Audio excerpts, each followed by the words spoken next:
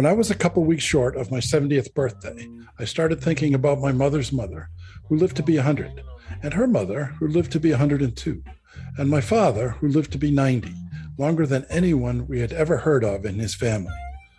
I began to think that maybe our generation could be the first to routinely live to be 100. When I talked about this at family dinner one night, my granddaughter, who was 5, said, "What are you going to do for the next 30 years, Grandpa?" Hello, I'm Dr. Janet Price. And I'm Gregg Kaloustian. And we are Oldish. And this is our new podcast, Oldish.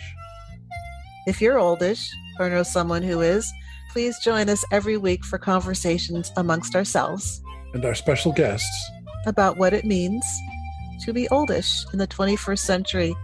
If you ever wonder whether you're getting old, you're oldish. What are you going to do for the next 30 minutes? Hello, my name is Janet, and I am oldish. Hi, I'm Greg, and I'm oldish. And today we're going to be welcoming to our Oldish podcast my dear friend and companion in the mountains, Chris Balch. And we're going to talk today with him about being together in the mountains. We were in the mountains for a specific purpose. Chris and I met back in 2015 on our way to Mount Everest Base Camp in Nepal as a way to raise funds and awareness to find a medical solution to a problem that afflicts my grandson and the son of some very close friends of Chris, Duchenne Muscular Dystrophy. And so we went to Mount Everest together with a number of other people to get some awareness in the world and also to raise some funds, which we're successful. So Chris, welcome, Mr. Chris Balch. Thank you. Happy to be here. Good. Well, I'm certainly glad to hear that. So, Chris, could you start off by telling us about what got you onto that airplane to go to Nepal back in 2015? Sure. Yeah. Well, it's kind of a longer lead in. Back in 2013, I retired from a 40-year teaching career. And I was kind of thrilled to do so because I knew that particular fall, the fall of 2013, I would actually have the opportunity to go backpacking and see the autumn colors close up firsthand again for the first time in many, many years, because I'd always been in school during that time. So I did. And that short trip, I actually dedicated to the Hope for Gus Foundation. I hiked about 100 miles on the Long Trail in Vermont, and I raised about $5,000, which really surprised me because I didn't think that people would be that supportive, but people were terrific.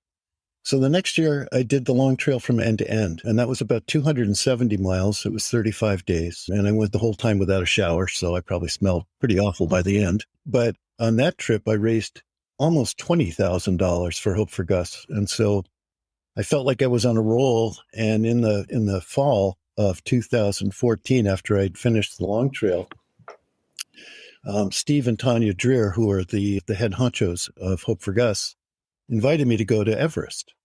And I had always wanted to go to Mount Everest, but had felt that the window on being able to go and climb the actual mountain had closed when my 50s were left behind. And I was a little bit too oldish to perhaps climb to the summit of Everest. But the idea of going and seeing the Himalayas and combining that with such a wonderful cause really kind of resonated with me. And I had no idea about the group of people I was going to meet.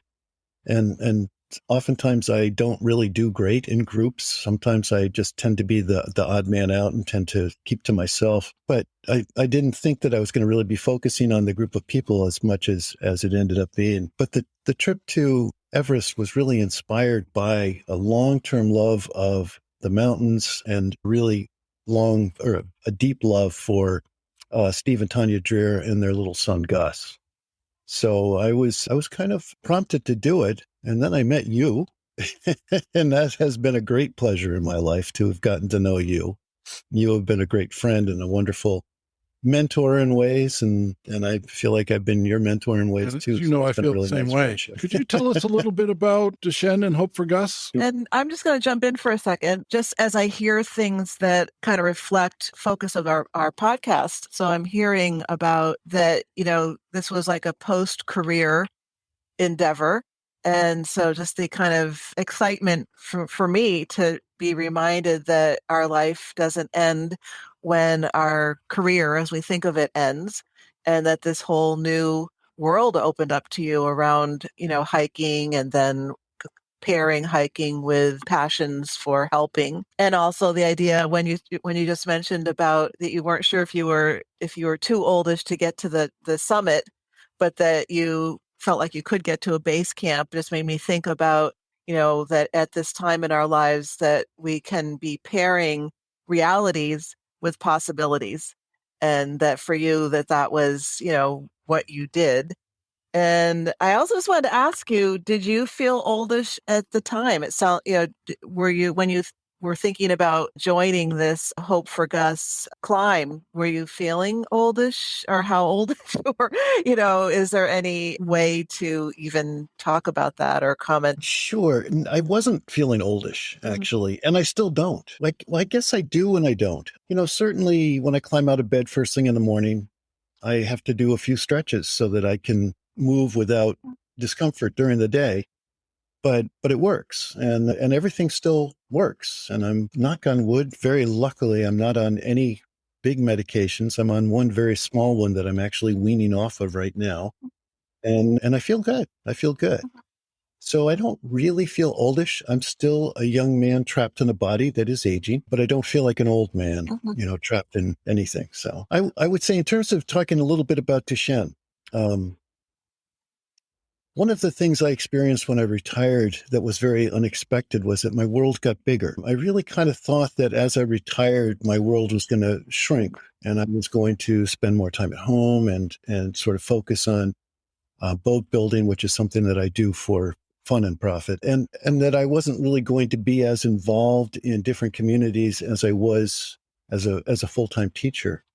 And instead, I experienced that my world got bigger, that I actually am involved in more things with more people across more communities than I ever have been in the past. And at the same time, it occurs to me that the people that are afflicted with Duchenne, that they're struggling with that, their worlds are getting smaller. And so when I can couple some of my experiences in the greater world and communicate them to the people that have Duchenne, I think it's really kind of a special combination. So one of the things that happens with Duchenne is it is a disease that essentially causes muscular atrophy. And so the muscles become smaller over time and less capable. They are unable to regenerate. They are sometimes replaced with scar tissue. And scar tissue will have all kinds of bad effects, particularly when it becomes scar tissue of the heart muscle and things like that. So over time, people with Duchenne lose their ability to walk. They end up in wheelchairs. They end up losing their ability to really move very well at all. And then ultimately they pass away from this muscular degeneration when they get to a point where their circulatory system is not functioning properly, or there are a number of different ways it can actually happen. But it's really kind of a tragic disease. And while there are some treatments and trials, nothing that has really truly been effective has come down the pike yet, though. I would say that with the CRISPR gene therapies and the trials that are starting to come into play with those, there is some real hope, and hope that just a few years ago we all thought was probably 25 years away. I would say now is much closer, and there's a good chance that some of this generation of people with Duchenne muscular dystrophy will survive and will even recover to a certain extent if their bodies are able to start producing dystrophin and eliminating scar tissue and reproducing muscle. So it would be absolutely glorious to see Griffin, Greg's grandson, and Gus, Steve and Tanya's son, get out of a wheelchair again. someday and be able to walk on their own and skip and just be happy and joyous. So that would be a wonderful thing to see. Yeah, Um, we will that answers in everything. the show notes for wanted this to say that. episode. We'll have some links to the Hope for Gus Foundation where people can get more information and detail about what Duchenne is and what it means and so on. So yeah, so how did it feel to be undertaking something huge like going to Everest? And I don't want to understate how huge it is to go to Everest Base Camp, especially at our age. And we were both 65 when we took off the first time. We've been back since, but we're both 65. And my impression is that a lot of people feel like 65. I'm not doing that. There was one of my favorite stories is from when we went again in 2017. We were stopped somewhere to catch our breath on the trail, and I was approached by a gentleman who appeared to be from India, and he asked if he could take his picture with me. And I said, why? And he said, because my wife told me that I was too old to do this. And so I want to have a picture with somebody who's really old to shore when I get back home. And I think that's probably a fairly common take on it. So how did it feel to get on the plane and say, I'm actually doing this?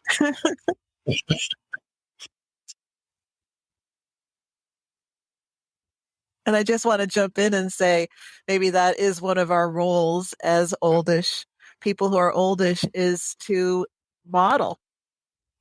In fact, I feel pretty strongly about that, that as our generation works to redefine a life and what life looks like at this point and this moment, we are modeling and showing, it's not about age, as you were saying, Chris. It's about other things. That's a lovely story. That's a great story. So I don't see getting oldish as a disability. I don't see it as a disease or anything that really prevents me from doing the things that I want to do. I don't perhaps make plans that are 25 or 30 years in the future because I'm realistic. But I will make plans for 5 years and even 10 years into the future. I've been very lucky health-wise, and getting on that plane was, there was some trepidation. I wondered mostly about the elevation and how it was going to impact me. And as it turned out, it was my biggest obstacle. But in terms of seeing those mountains that I've always wanted to see, the Himalayan mountains, I think that there was a balance between sort of trepidation, excitement, and just pure wonder as to how it was all going to go.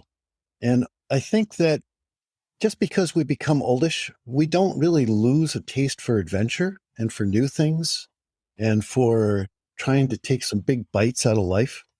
And that we do have an obligation to not let ourselves fall apart just because it's easier in this culture and our society to do so, but to push ourselves to be the best that we can be right up to the end. And if that's, modeling, if that is sort of setting an example, that's fine. But really, it's mostly, I think, for ourselves and perhaps for our immediate family members that we need to do that. And in other ways that we can contribute to the greater good and the greater culture, I think that's fine. But certainly getting on the plane, I think getting off the plane in Lukla was where it really came real. And picking up my little day pack and walking just about 30 feet away across the tarmac to where we were going to take our first picture. And I sat down and said, I'm out of breath. I forget exactly what the elevation was, but 9,000 something feet. And the plane ride there, actually our first one was a helicopter ride. And it was a little bit harrowing because we got a lot closer to ridge tops than I would have liked. And I'm not really very comfortable in helicopters anyway. But then, then it really felt real. And seeing those mountains as we were sitting down in the helicopter and just looking at them and saying, oh my God, what have I gotten myself into? And then I said what I always say to myself, which is just one day at a time, and do the best you can, and it will be good enough. And then I think on our Whitney trip, we a year later, we came up with a different one, which is how do you eat an elephant? And the answer is one bite at a time, but it's much the same thing. Yeah, I remember as we approached Everest Base Camp, which was I think 17,500 feet above sea level, and we're kind of the Everest Base Camp, which was I think 17,500 feet above sea level, and we're kind of the one step at a time. Was I think that's among the most clearest times I've felt that. It's like just get one foot in front of the other, because you put one foot in front of the other and then have to stop and try to catch your breath, and then take another step and stop and try to catch your breath. And that was a big issue, certainly there. I agree with you about the feeling of seeing the mountains like that. I'd always dreamed of going to the mountains. Never crossed my mind ever that I would go to Mount Everest Base Camp. I looked at people going to the summit of Mount Everest, and I knew that's nuts. That made no sense to me at all. And even less so after we got to base camp, which is halfway and you're just getting started. And to keep going after that, I wasn't going anywhere after that. And I know you weren't going any higher after that. So there is a point at which I think I was saying, I can't go any higher than this. I can't go any harder than this. But I kept reminding myself that we had a mission. I think having a mission makes a big difference. I've noticed that in myself just in the last while, having a mission that is self-directed more in retirement than it was before, but it's still having a mission. And we got the mission in 2015, no matter what it takes, we're going to get Tanya to base camp. We're going to get the flag that we took along with the names of all the boys with Duchenne on it. We're going to get that to base camp no matter what it takes. And it took a lot. It definitely took a lot from all of us. But it was, I have a mission. I'm going to complete the mission. And that was something that I didn't expect when we started out, that having a mission, having one step further to go. If you don't have any place to go, you don't need that one further step, I think. Well, let me just add a little bit to what you just said, because you've provoked thoughts in me too, which is that, and I think that after retirement, as you become oldish, you can't go through life not having a mission. You need to have at least one mission, and having many is more fun. It keeps things a lot more lively. I run into people sometimes who I either taught with or I worked with down through the years, and they always ask me, "How are you?" with great concern. Are you keeping busy? Are you keeping busy? And what they're saying is, now that your life is essentially without any value whatsoever, are you able to distract yourself from that fact? And I get so insulted, because the way I really see it is, I don't know how I ever found time to work. Janet is not retired, and we'll be talking at some point, not necessarily today, but in some episode of Oldishness, is Janet actually started her private practice when she was oldish. And so that's really mission-y. So we'll talk at some point about that. So I think Janet understands that pretty clearly. One of the things that I'd like to share with whoever might be listening here is, holy smokes, Everest Base Camp, you're up in the Himalayas. What was that like? What did it look like? How do you even do it? So the day that we climbed above tree line was the day that we went to Farichi.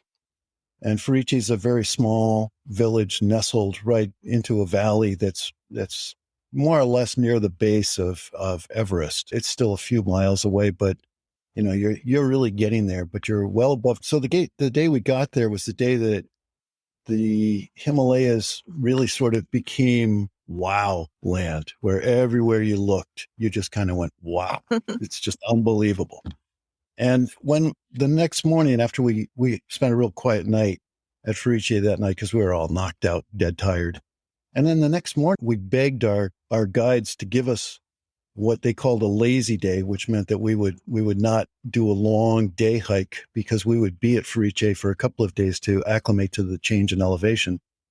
And I got up and I hiked up the hill right behind our tea house, and just stood on top of a low ridge And everywhere I looked, there were just towering, incredible, beautiful mountains, snow-capped, covered with snow, not just snow-capped, but just covered with snow, and glaciers, and not a house in sight except for down in the valley right below at my feet.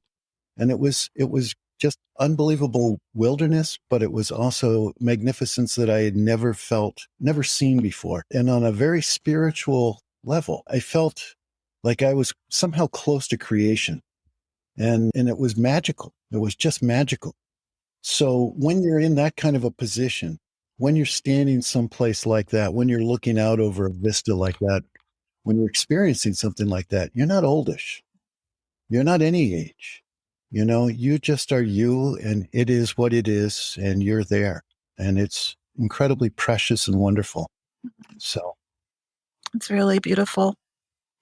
thanks. We lost. I just wanted to ask you. Well, at first, I want to comment on when you were Chris, when you were saying that you feel like that this time in your life has been about pushing yourself to be the best you can be until the very end. And that I didn't say anything in that moment when you said that, Chris, because I was so touched by that. I just needed to let it sink in because it just feels like that is the experience of life, including in this time in our lives, especially. And then also it was just commenting on people that say, well, how are you? And, how are you filling your time?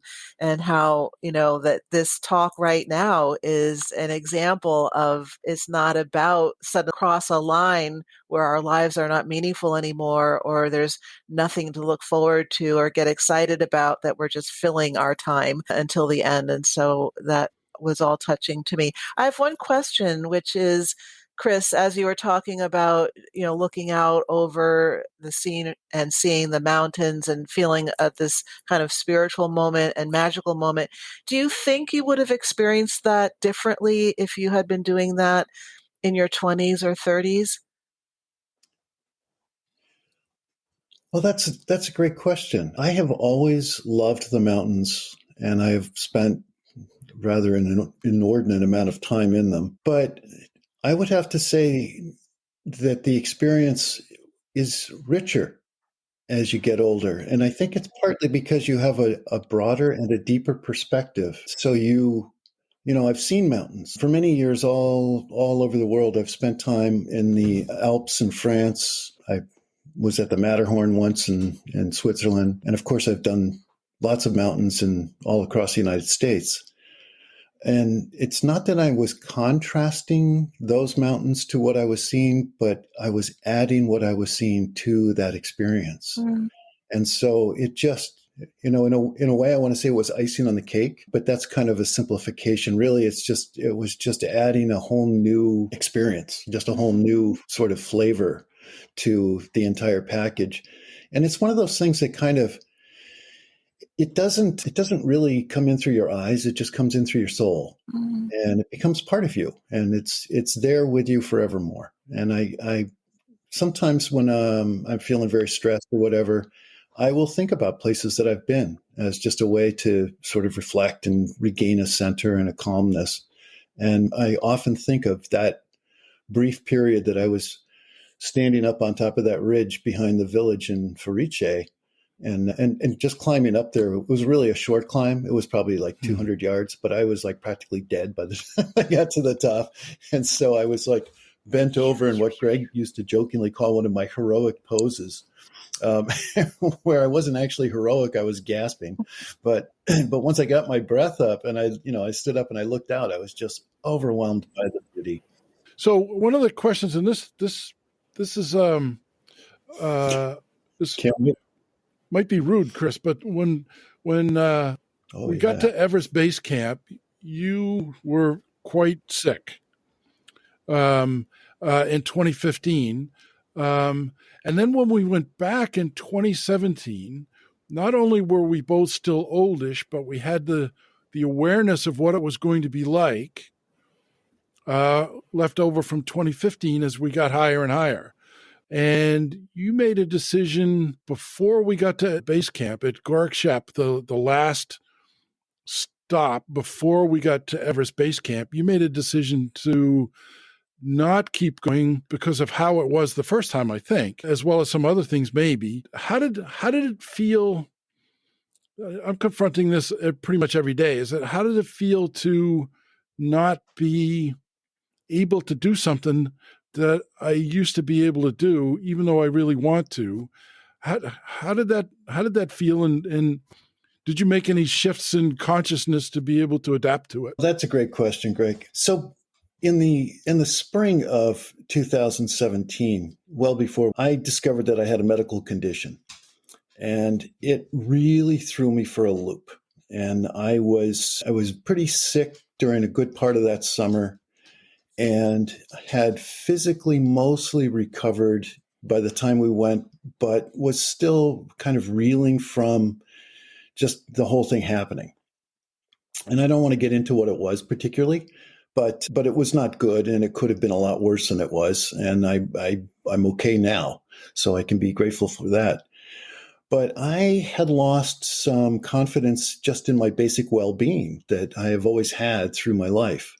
And so when I went to base camp that time in 2017, and I had my sleepless night when we were at what was that place called? The Triangle? The Pyramid. I had an almost completely sleepless night that night because of the elevation sickness. And when I got up in the morning, I said, okay, last time I pushed myself and I went on after the sleepless night, and I survived it, but it was really, really, really uncomfortable and really miserable. And I thought about it, and I said, well, part of being a team is that the team can get there even if a single member of the team can't. And I decided that I didn't want to push myself that hard. So it was a setback, yes.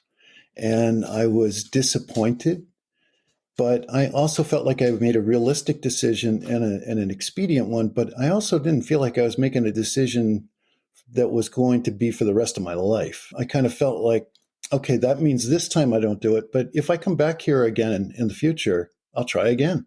and if I don't make it that time, maybe that's a message that the window's closed on that. But I don't feel like it was really a defeat. I felt like it was a strategic retreat at a time when that's probably what I really did need to do. So I've been okay with that decision. I've thought about that a lot. And I said, you can't win them all really does mean you can't win them all. And at some point, you got to learn how to accept the defeats that come our way, because they will. And then you have to move on, and you got to be able to deal with that as well as victory. So I think it was a good decision still. And I'm, of course, I'm disappointed I didn't get there and I wasn't part of the reading of the names into the wind. But it all happened without me. And so, the important stuff still managed to all happen. And it wasn't critical that I was there. It was more critical that somebody from the team, that most of the team got there. I was going to say, I'm so moved by the themes of what is coming up, and how, Chris, what you're saying about, what I'm hearing you say is around being oldish and needing to make some decisions that were about realistic potential, and also making peace with what that might look like, and also having an understanding of your place in all of that, and kind of the wisdom of it, the acceptance of it, and it just made me think about, that where we are when we're oldish and being able to do all of that, partly because we have to as far as our limitations, I'm putting in quotation marks, but also that's true our whole lives. And earlier in our lives, we're driven to make those goals and make that happen. And I think we tend to be harder on ourselves because we believe we should be able to do fill in the blank.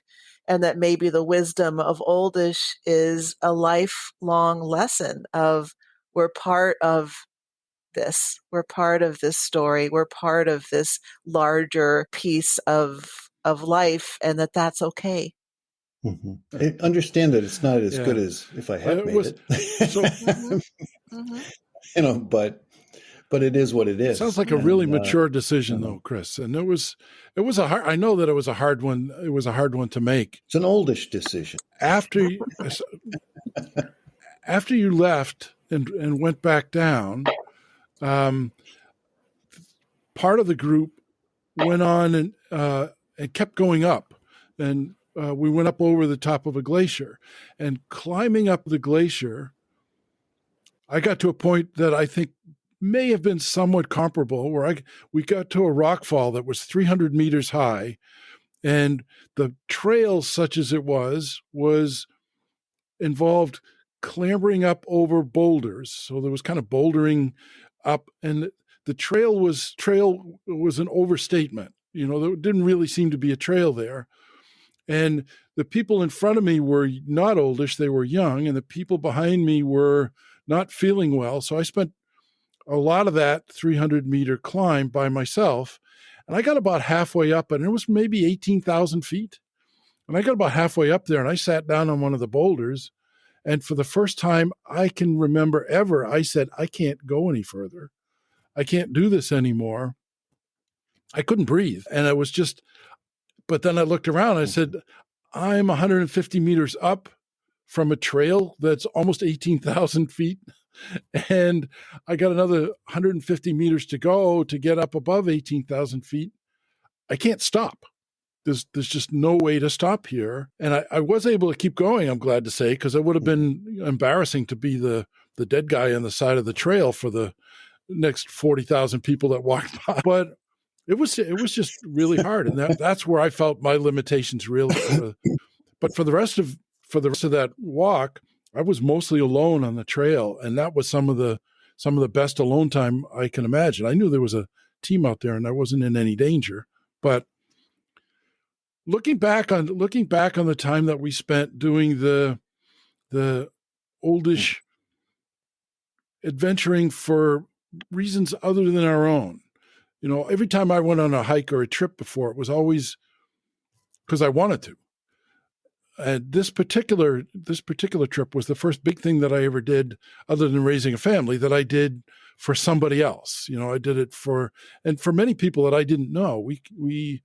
The more details on the story, you know, you can find in the show notes, but we were doing it for thousands of people around the world who had this, whose lives were affected by this debilitating disease. And not just the kids, but the families and the friends and the villages and everybody around this kid. We were doing this climb for them, and that I think also made it richer, a much richer experience for me. I wasn't just there by myself. It was really had to do with thousands of other people who were in a circumstance that they couldn't do anything about, and they couldn't even dream of being really there. And that made a big difference for me. And certainly I'll have to say, before we maybe segue on to something else I want to talk to you about, Chris, that was a beginning of what I know will be a lifelong friendship. And as you mentioned earlier, learning from each other that I will treasure pretty much forever. That's it for now. We had such an interesting time talking with Chris Balch about oldish adventuring for a cause. We kept on talking and have a whole other episode about his engagement with oldish political and environmental activism. How is it different now compared to the 60s and 70s? How does it feel that after all these years we still have to stand up for what we think is right? Give a listen to find out next week. Thanks for listening. If you like what you heard, please tell a friend. If you'd like to hear more, check out our other episodes. Follow us wherever you prefer to listen to podcasts, and come back weekly. To learn more about Duchenne Muscular Dystrophy and our treks to Everest Base Camp for Everest to End Duchenne, and to get more information on Dr. Janet and/or Gregg, check out the show notes for links to our websites. And please leave a rating or review wherever you listen to podcasts.